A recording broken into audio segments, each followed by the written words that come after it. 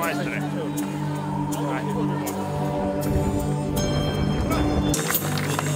O, poštovanje.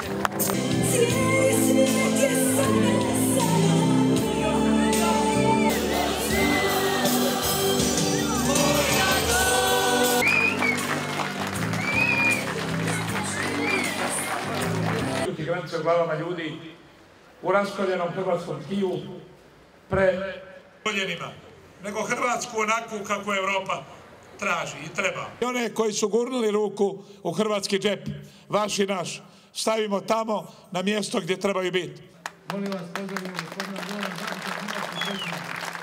Ja sam uvjeren da ćemo 27. prosinca, odnosno 10. siječnja, zajedno pobijediti. Biće to naša velika zajednička pobjeda.